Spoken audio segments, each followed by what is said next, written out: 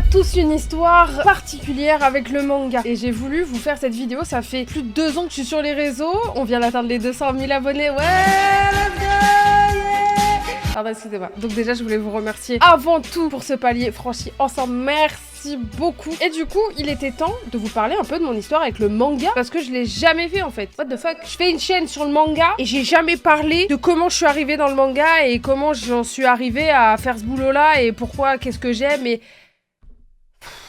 Donc cette vidéo s'adresse à tout le monde, que vous ayez commencé les animés dans les années 80, 90 ou il y a 2 mois. Et ben je pense qu'on a tous notre histoire et c'est parti pour la mienne. Hello les Nakama, ravi de vous retrouver pour cette vidéo personnelle, assez émotion, assez problématique. Vous le savez, je sais pertinemment qu'avec cette vidéo, je vais sortir des infos. Ça se trouve, il y en a, ils vont les utiliser sur Twitter pour dire que je suis une fraude, que j'ai rien à faire là parce que j'ai pas commencé dans les années 80, j'ai pas commencé avec Dragon Ball directement. Enfin bref, je vous spoil pas comment ça s'est passé pour moi, mais il était important pour moi de faire cette vidéo parce que je pense qu'on a tous une histoire avec le manga particulière et... Aujourd'hui, j'ai l'impression qu'on en a peut-être un peu honte. À une époque, les mangas, c'était des bruits de couloir. Maintenant, c'est devenu quelque chose de mainstream. Et limite, si t'as pas regardé d'animé, t'as pas lu de manga, t'es un peu has-been. Genre, t'es vraiment pas dedans, t'es bizarre, quoi. Voilà.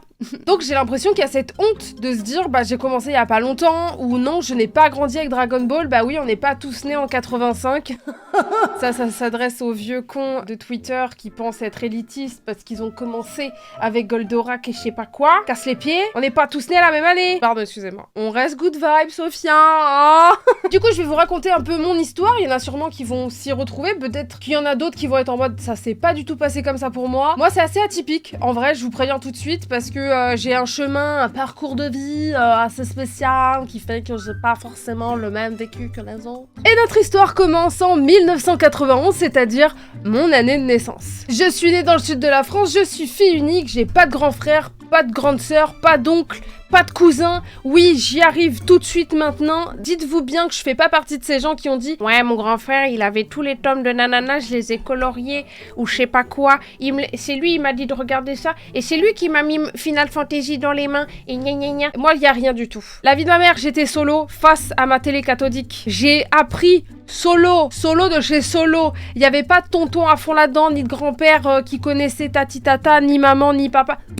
Rien du tout. Donc dites-vous bien, on est en 91, je viens de naître. Donc, le Club Dorothée qui existait de 87 à 97. Merci Ségolène. Moi, je me considère pas du tout comme la génération du Club Dorothée. J'ai pas grandi avec. Je suis en 91. Ça fait déjà du coup 4 ans que ça existe. Ça fait un petit moment que Dragon Ball et Dragon Ball Z ont commencé et sont déjà en cours et que les gens ont déjà vu des Kamehameha. Moi, je fais encore caca dans ma couche. Je vais pas mentir, je suis pas de la génération du Club Do. Je pense que les personnes qui sont nées en 70 ou 80, oui. Mais clairement, la génération 90, c'est une autre histoire. Putain, je meurs de soif, c'est insupportable. On va y arriver.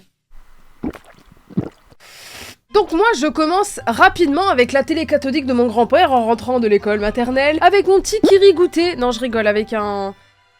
Si, c'était du kiri. Qu'est-ce que je bouffais quand j'étais petite ? On s'en fout. J'étais devant les minicums dans mes souvenirs, j'étais devant la télé, sûrement devant France 2 ou France 3, bien avant que les minicums commencent. Et déjà en maternelle, je me souviens, je sais pas comment, hein, me demandez pas pourquoi. Maternelle, début primaire, CP, tout ça, moi, mes souvenirs qui m'ont marqué, qui ont fait que je suis arrivée dans le côté japonais un peu toute seule, et sans savoir vraiment que c'était le Japon, c'est avec Albator, Lady Oscar, Cat Size ou encore Ken le Survivant. Il va utiliser la technique secrète du haut couteau de cuisine. Dragon Ball, Senseiya, j'ai dû les regarder un peu, mais je sais que ma mère, par exemple, Dragon Ball, elle était vraiment pas fan. Elle était en mode, c'est trop un truc de garçon que scrogneux, ça tape partout, ça a aucun sens. Bon. Comment ? Il est vrai que, avec la version française, j'ai beaucoup de respect pour la VF, mais... Brigitte, je t'adore, j'aime beaucoup ce que t'as fait, mais le problème c'est qu'il y a toutes les voix extérieures des méchants et tout le tralala qui font que c'est quand même très enfantin et très action man scrogneux. Et ma mère, je pense, elle était pas du tout là-dedans. Elle était pas... non. Rien du tout. Alors que Cat Size, là, il y avait du monde. Là, on était bien, quoi. Ah, Cat Size. Quel souvenir, ces 3 femmes. J'avais forcément un préféré. C'était la version parfaite des Totally Spies. Voilà. Mais par contre, Ken le Survivant, sans me laisser devant. On parle de violence, mais alors là... Après, quel le survivant, je crois, j'étais devant parce que mon grand-père s'en tapait complet avant que ma mère arrive. J'étais devant Ken. Ne me demandez pas les dates de diffusion, j'arrive pas à les retrouver vraiment sur quelle chaîne c'était, à quel moment, mais je me souviens juste que quand j'étais à Montpellier, du coup, jusqu'à mes 8 ans, et que j'allais chez mon grand-père après l'école maternelle ou primaire, bah c'était des animés le matin ou après l'école. Et c'était vraiment le rendez-vous number one. Couplé à ça, bien évidemment, les Tortues Ninja, Spider-Man et le meilleur Batman de tous les temps, celui des années 90, comme celui de Spider-Man et comme les Tortues Ninja d'ailleurs. En vrai, les années 90, c'était une dinguerie en termes de dessin animé. C'était une dinguerie pépitasse de ouf. C'était encore un peu sombre et en même temps, c'était adapté quand même pour les enfants, mais pas trop. Mais du coup, c'est peut-être pour ça qu'on n'est pas aussi derrière que la nouvelle génération. Non, je rigole. Non, je suis pas là pour tacler. Eh oui, moi j'ai eu oui en dessin animé, pas en 3D.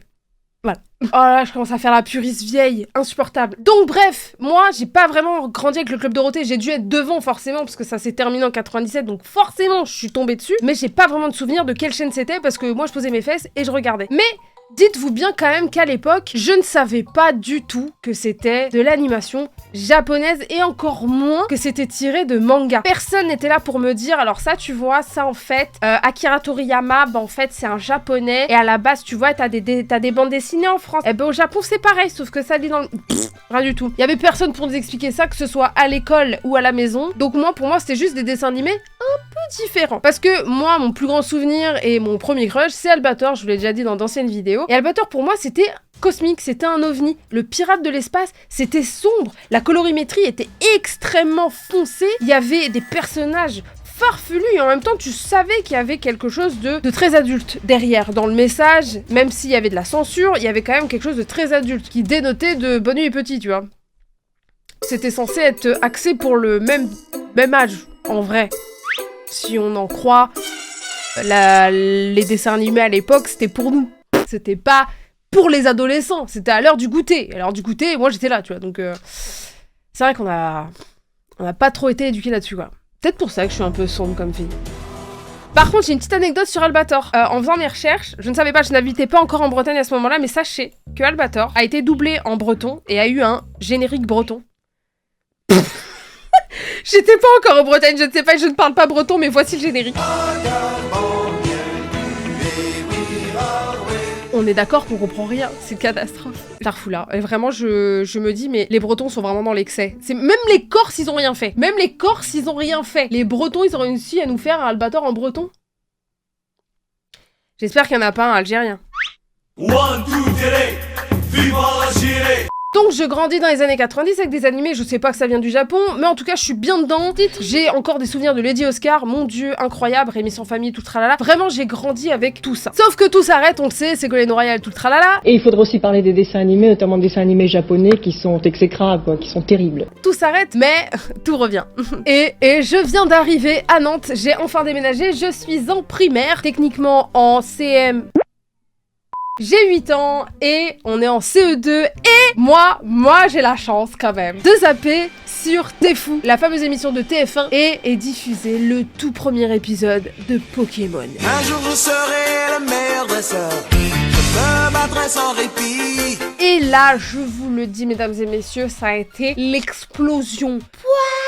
Dans mon cerveau. Vraiment, ça a été une dinguerie. J'ai eu une espèce de révélation. Et quand je me rappelle, on est arrivé à l'école, pour nous, on avait vu quelque chose. C'est comme si on avait vu un ovni. Tu vois, Roswell, tout ça, les gens qui ont vu des trucs dans le ciel, nous, on avait vu Pokémon. C'était une dinguerie. On était tous là en mode, mais qu'est-ce que c'est que cette dinguerie? On a des cartes, Pikachu, c'était trop bien. Et bien évidemment, avec cette arrivée, enfin, ce retour de l'animation japonaise, il y a une pause, mais elle n'a pas été très longue. Là, on a commencé à avoir des reportages. Je me rappelle, c'était passé le soir. L'animation japonaise Pokémon. Ce phénomène mondial venu du Japon. Et genre, je me rappelle à l'époque, il y avait un reportage avec un gars qui expliquait comment il avait construit le nom de Grotanmorve. Et vu que en japonais, je sais plus comment ça se dit, mais genre ça faisait... Il s'était inspiré de... pour faire le nom. Et je me rappelle la gueule de ma mère quand elle avait vu ça à la télé, elle était en mode... Je pense que ça aidait pas trop les reportages à l'époque pour qu'on se dise que c'était des trucs intelligents. Il y avait plein d'autres choses à dire, mais c'est pas grave. En tout cas, j'ai cassé les pieds à ma mère pour avoir des cartes Pokémon, pour avoir des trucs Pokémon, un Tamagotchi Pokémon, la seule console que j'ai eue dans ma vie avec la Dreamcast d'ailleurs, merci maman, mais c'est bien beau d'être deuxième de la classe et d'avoir toujours des bonnes notes, avoir quasiment 18 ou 19 de moyenne et pas avoir de console. Alors que ton meilleur pote, il a 10 de moyenne, il s'en bat les steaks, il a toutes les consoles de la Terre. Maman, je t'en veux encore. Excusez-moi. Attendez, on va l'appeler. Je lui ai demandé pourquoi elle a jamais voulu me donner de console. Elle est devant Netflix, c'est sûr. Hello. Oui, coucou maman, c'est Rapidos. J'ai une question, maman. Ouais.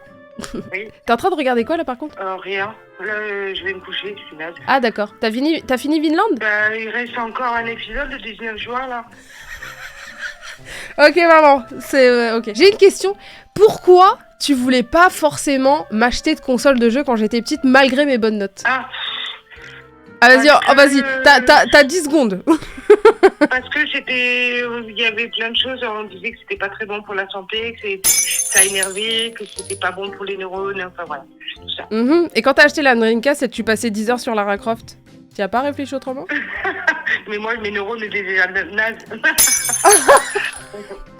Merci maman, très bien, voilà. Bah les bisous, hein, Formidable. je t'appelle demain, bisous, je t'aime. Bye bye tout le monde. Oui, et lis Berserk, hein. T'as repris j'espère. Pardon? T'as repris Berserk, faut lire Berserk maman, ils sont sur ta table de chevet. Ils sont sur ma table de chevet. Oui. Je l'ai repris. Oui, c'est bien. Allez, bisous maman. Bisous. Voilà, parce que ça grillait les neurones. Mes neurones étaient déjà pétés. C'est vraiment, on peut pas se renier. Hein. Ma mère peut pas me renier, c'est impossible. Ça se voit que c'est ma mère. Elle dit les mêmes conneries que moi. Voilà.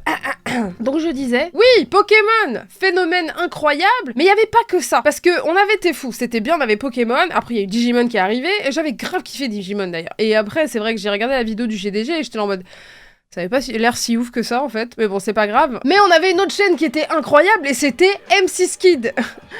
Oui, et M6 Kid c'est très important pour moi parce que à l'époque, il passait que des bangers. En dehors des Martin Mystère et tout le tralala parce que j'adorais. Parlons de l'animation japonaise, ils ont quand même ramené Yu-Gi-Oh et Sakura Card Captor. L'amour de ma vie. Voilà. Quand je vous dis que le midi, je rentrais le mercredi de l'école, on regardait la télé, ma mère, on mangeait devant la télé, donc toutes les deux, tranquillou bilou sans mon ex-beau-père, ce connard de merde. Et on mangeait là, on regardait les infos, je regardais l'heure. Une fois qu'Evelyne Delia elle a fini sa météo, maman tu zappes. Pas de temps à perdre, il est hors de question que je perde une miette du générique incroyable de Sakura Card Captor.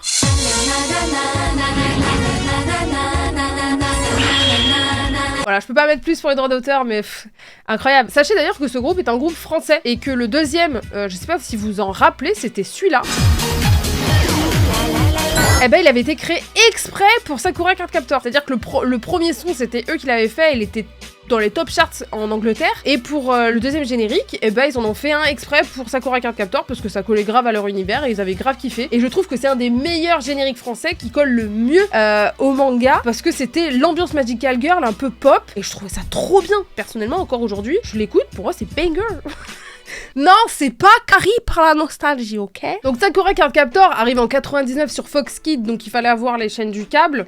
Mais ça arrive en clair du coup sur M6 Kid en 2001. 2001, j'ai 10 ans, je suis donc en CM2. Et en CM2, vraiment Sakura Card Captor, vu que moi après j'étais harcelée à l'école, j'avais genre 2 potes, dont mon meilleur ami d'enfance qui était... C'est lui là, qui avait 10 de moyenne, qui avait toutes les consoles de la Terre. Et on s'amusait à jouer à Sakura Card Captor, à Yu-Gi-Oh! Et à Pokémon et à Tekken aussi. Ou Dead or Alive aussi, dans la cour. Et à Buffy, exact. Oui.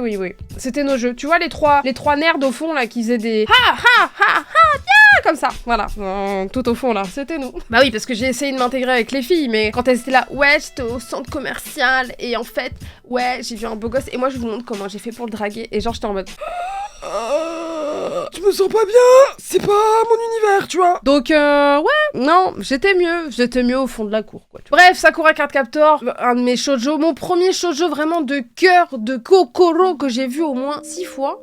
Je pense, j'ai tous les tomes. Je continue avec Sakura Clear Card. C'est un amour inconditionnel parce que c'est une des meilleures œuvres de l'univers. De toute façon, elle est complète. Malgré la censure, j'avais quand même capté certaines choses qui sortiront dans une prochaine vidéo sur les mangas problématiques. Oui, je tease.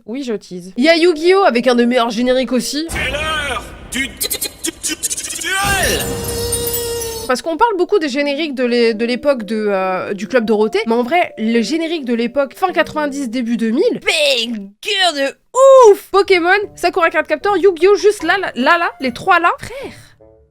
C'était incroyable! Pokémon, on le chante encore. Sakura Card Captor, nanana, bon, bref. Et Yu-Gi-Oh! Mais genre, je veux pas écouter la version Jap! Je veux pas! J'ai pas envie, en fait. rien à faire. C'était incroyable. Donc à cette époque-là, on commençait à comprendre que c'était japonais, parce que tout simplement, déjà on avait, pas avec Pokémon, parce que tous les noms ont été changés, mais avec Sakura et Yu-Gi-Oh, on avait Yugi et Sakura. Malgré qu'ils aient changé tous les autres blazes, par exemple Sakura, Lionel au lieu de Shaolan. C'était très bien, tu trouves pas, Lionel? Tomoyo a été transformé en Tiffany. Bref, Sakura, vu que c'était le nom du manga, ils se sont dit, bon les gars, on va pas pouvoir changer le blaze de le personnage principal, sinon on a un problème avec le Japon là en fait. Donc du coup, on était en mode, ça vient du Japon, ok, j'ai bien capté. Et en plus à l'époque c'était la mode des jogging et des t-shirts avec plein de signes chinois, donc on était vraiment dans le bail. Ah là là. Et en plus il y avait même Jackie Chan qui passait à la télé. Je n'ai pas fini, ping. Bref, le début des années 2000 s'annonce très prometteur. Je ne peux pas parler de mon histoire avec le manga et l'anime sans évoquer bien évidemment Midi les Zouzous qui rythmait mon primaire, collège, voire même lycée. Quand je pouvais rentrer le midi, c'était obligatoire pour moi de regarder Midi les Zouzous. Ça nous a vraiment marqué pour la génération 90. Midi les Zouzous qui existait entre 99 et 2014, ça a été un pur bonheur. Et oui, j'étais forcément en retard en cours au retour parce que le dernier truc c'était le plus intéressant, c'est-à-dire l'anime. Et c'est comme ça que j'ai pu regarder des Princesse Sarah, des Cynthia au rythme de la vie, des Olive et Tom et j'en passe. Je crois même que c'est grâce à eux, vraiment, que j'ai pu regarder le dernier épisode de Rémi sans famille. Et il retrouve sa daronne. Et ouais, si tu savais pas, voilà. C'est un peu l'aboutissement de toute une vie. Oui, je suis fière. J'arrive au collège et c'est l'époque où je continue à regarder un peu tout. J'entends parler de Battle Royale quand je suis en 5e ou 4e, je sais plus. Donc ça c'est le film. Ouais, c'est un film, c'était pas normalement pour notre âge, mais c'est pas grave. Arrive GTO en 2004 sur Canal+, en clair. Donc moi je me souviens encore du premier épisode quand je l'ai vu. Le Onizuka là, quand il est en nounours là, et qu'après il est chez la meuf, je me suis dit mais qu'est-ce que je regarde là? Mais c'est génial, c'est génial. On est tous d'accord par contre pour dire que l'opening 2 et le ending 2 sont les meilleurs. Moi je suis la team de la deuxième partie. Voilà, c'est tout. Vous pouvez mettre en commentaire lesquels sont vos préférés, mais moi, Shizuku et Pornograffiti, voilà, peut pas test. Désolé. Bref, je continue à regarder, mais par contre, vous l'avez sûrement remarqué depuis le début de la vidéo, il n'y a toujours pas le mot manga qui est sorti, uniquement animé. Et oui, parce que, encore là, au collège, je ne sais pas c'est quoi un manga. Je n'en ai aucune idée, je ne connais pas l'existence du manga, je ne sais pas que ça vient d'une BD japonaise, que moi, pour moi, c'est un dessin animé. Ça a été créé comme ce que j'ai pu voir, je sais pas, à la télé. J'allais dire Titeuf, mais non, c'est une bande dessinée aussi. Ou, Totally Spies, par exemple. Moi, je regardais Totally Spies, ou encore Martin Mystère. Pour moi, ça, c'est des dessins animés qui sont faits exprès. Et je me posais pas trop de questions, c'était pareil. C'était pareil pour moi avec les animés. Et surtout, encore à l'époque, je l'ai déjà dit dans d'anciennes vidéos, j'ai été harcelée, plutôt mise de côté, et j'avais pas forcément énormément d'amis, du primaire jusqu'au lycée, en tout cas début lycée. Et donc du coup, j'avais pas forcément des potes qui venaient chez moi, parce que personne voulait venir chez moi à cause de mon ex-beau-père de merde. Je rentre pas dans les détails, mais en gros, voilà, du coup, je me faisais mon éducation toute seule. Et surtout, personne pouvait me dire, tiens, lis ça, regarde ça, ou quoi que ce soit. Et j'avais plus mon meilleur pote de Nantes qui regardait plein de trucs et quand je l'ai revu, un jour, j'ai vu une pile de mangas qui s'appelait Lovina. Et ils étaient juste devant le lit où j'allais dormir, parce que j'étais descendue à Nantes le voir, et j'étais en mode, c'est quoi? Putain, c'est marrant et tout. Et je regardais, genre j'étais en mode, qu'est-ce que c'est? Le format était trop bizarre pour moi, et j'étais intriguée, donc j'ai commencé à lire Lovina. Et il m'a dit, c'est des mangas, c'est trop cool et tout. En plus, c'est un peu, voilà. Et bon, j'ai vu que c'était un peu, voilà. Mais vu que j'avais pas vu d'animé de ça, j'ai pas fait le lien. Tout simplement, parce qu'après, on s'est juste précipité pour jouer à Soul Calibur. Donc, on n'a pas forcément parlé de ça plus longtemps. Donc, le collège se passe, moi je continue à faire mes bails toute seule chez moi, toujours pas d'oncle ou de cousin pour m'apprendre des trucs, ça va pas changer. Et arrive le lycée. J'arrive en seconde, faut savoir que j'ai vraiment eu aucune pote meuf qui était en mode tiens regarde ça ou je sais pas quoi. Vraiment, j'en ai rencontré aucune qui regardait ou qui lisait ça, donc j'en parlais qu'avec des mecs et point barre. D'ailleurs, je suis déjà en Bretagne, j'ai quitté Nantes, je suis en Bretagne depuis que j'ai 13 ans, depuis la 4e. Donc là, j'arrive dans le lycée en Bretagne, à Saint-Brieuc, et je fais la rencontre d'une de mes plus anciennes meilleures amies, et elle, ça a été la révélation. Parce que elle regardait des animés. Oui, et on allait chez elle regarder Vampire Night le dimanche qui sortait sur Dailymotion. Genre, c'était pour moi une dinguerie de me dire j'ai une pote meuf avec qui regarder ça. Oh, incroyable. Genre j'étais en mode mais quelle est cette dinguerie, mais quel métier incroyable. Sachant qu'en plus en seconde c'était la période où j'ai eu une sale histoire de harcèlement par rapport à un truc. C'est la vidéo qui est juste là où on m'a accusé d'une sextape et tout le tralala. Enfin bref. Si tu l'as pas vue, elle est très vieille cette vidéo, mais elle est plutôt pas mal pour raconter l'histoire. Bref. Donc je suis encore un peu reclus sur moi-même et le fait d'avoir cette pote là et de pouvoir regarder des animés avec elle, c'est génial. Je peux enfin en parler et encore plus approfondir mon amour pour ce côté-là, ce pan de cette culture qui est encore un petit peu flou pour moi. Je suis pas en Ile-de-France, j'ai pas des magasins de manga partout, ni des magasins de figurines, ni des conventions. Je suis vraiment pas là-dedans. Sachez que la Japan Expo existe depuis les années 2000. Moi, je suis loin de tout ça, je n'en ai aucune idée, vraiment. Et c'est à partir de ce moment-là que j'ai commencé à vraiment rentrer dedans. Les années passent. Rentrer dedans. Titre, pardon, excusez-moi. Je rencontre une autre de mes meilleures potes qui est ultra fan aussi. Elle me fait découvrir carrément des live-action GTO. On habite ensemble quand je suis en terminale à Rennes. Oui, j'étais partie de Saint-Brieuc parce que j'en pouvais plus de cette ville. On regarde Nana ensemble. Bref, je découvre toute cette culture-là. Je me mets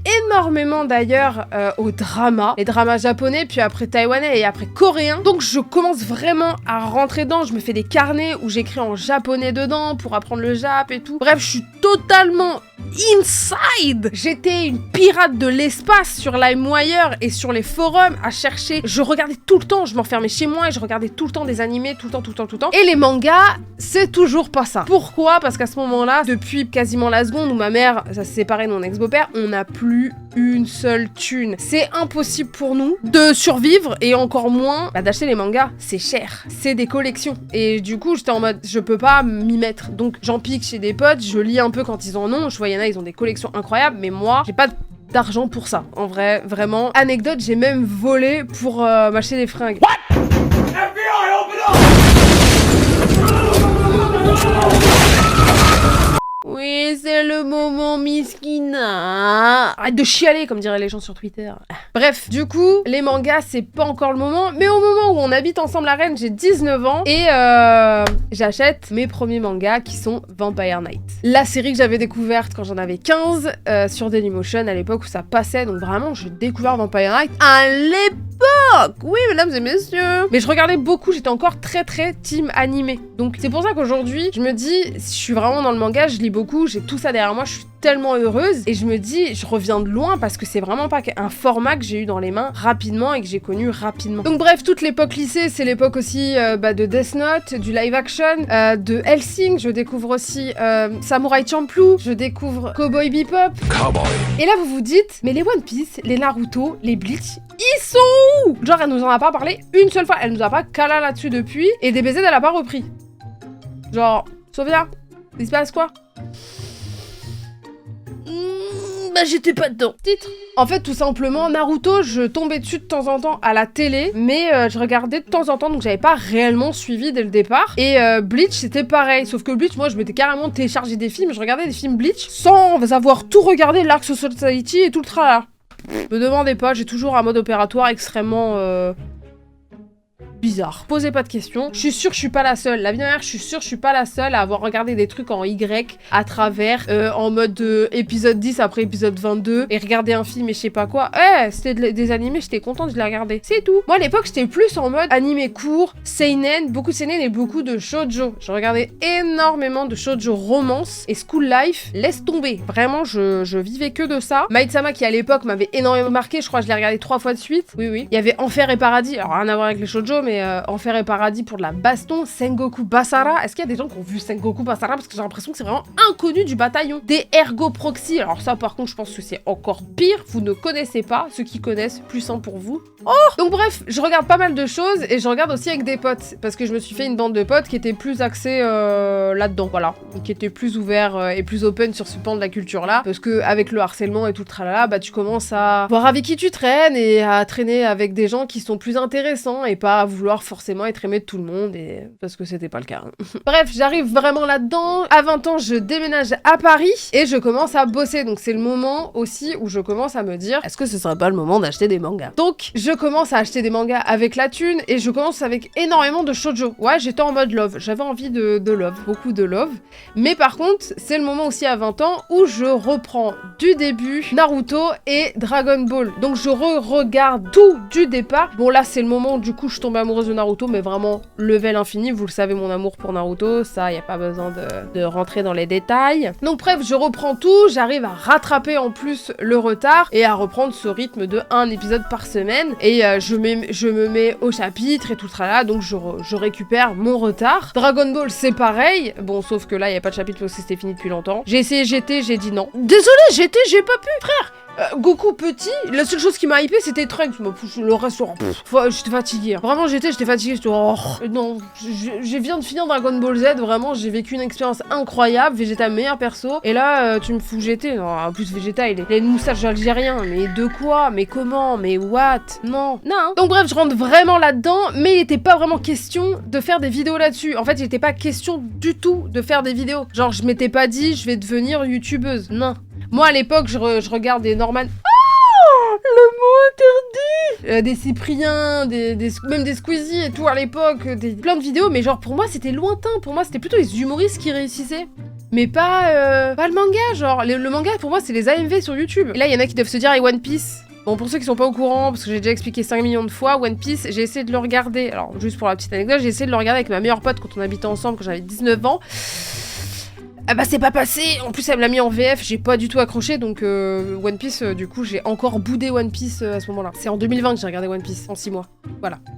Et que j'ai rattrapé et que j'ai adoré, mais j'ai mis du temps à mettre dans le bateau One Piece, voilà, fin de la partie. Bref, les années passent, je continue à regarder ça dans mon coin, pour moi je voulais travailler dans la mode. À la base je voulais être visual merchandiser, je voulais travailler dans la mode et tout le tralala. Et pour moi, les animés mangas, c'était des conversations avec des potes et regarder ça tranquillou chez moi et construire, enfin alimenter ma mangatech et puis c'est tout quoi. Et vous le savez, il y a eu le confinement, moi j'ai perdu mon emploi, enfin j'ai démissionné, ça a été la merde. J'ai commencé à mettre sur YouTube en novembre 2020 et mes premières vidéos c'était les vidéos manga. Et voilà, c'est comme ça qu'on y est arrivé et depuis ma mangatech a été remplie, est devenue florissante. Faut savoir que j'ai pas tout reçu, hein. Il y a quand même une grosse partie, on va dire qu'il y a, allez, 2/5, j'ai aucune idée, qu'on m'a envoyé. Après il y a des choses que j'ai achetées vraiment avant, à l'ancienne, mais il y a pas mal de choses qui m'ont été envoyées et ça vraiment je m'en cache pas. Aujourd'hui beaucoup de créateurs ont des mangatech ultra fournis grâce à leur boulot et tant mieux, en vrai. Moi ça me permet de faire du contenu, ça me permet d'alimenter mon savoir. Donc voilà, je sais pas si j'ai vraiment tout dit, mais en vrai mon histoire avec le manga elle est peut-être atypique parce que j'ai pas connu le manga comme certains. Je sais que Marie Palot sur Manga Sûr disait qu'elle coloriait les mangas de son grand frère. Donc quand t'étais petit, tu tombais dessus. Moi vraiment, il y avait pas du tout ça à la maison. Moi j'ai été élevée avec Harry Potter, avec du roman à balle. Pas beaucoup de BD, beaucoup de romans, beaucoup travaillé, un peu de jeux vidéo. Donc moi le jeu vidéo c'était un intérim chez mon pote, malgré le fait que j'étais fan de ça. Donc on m'a un peu enlevé de ce côté pop culture, jeux vidéo, manga, alors que je rêvais d'y être et j'y suis allée finalement. Et je pense que cette vidéo elle est là aussi pour vous montrer que on peut être passionné, on peut être considéré comme entre guillemets représentant du manga en France. Je me dis pas science infuse, mais genre les gens disent que j'ai quand même un minimum de savoir dans le manga, que je parle bien du manga, tout en n'ayant pas forcément grandi avec le Club Dorothée, tout en n'ayant pas commencé les mangas, à avoir un manga dans les mains à 3 ans. Je pense que la passion est la même, peu importe quand t'as commencé, ça dépend juste de ton investissement dedans et de la façon dont tu aimes le manga. Et l'amour du manga, elle est à tout âge, à tout moment. Donc en vrai de vrai, cette histoire, j'espère peut-être la partager avec quelqu'un, qu'elle résonnera chez certaines personnes. Et en tout cas, bah, j'espère que vous avez kiffé la vidéo. Voilà, j'espère qu'elle est pas trop longue. Désolée Émeric.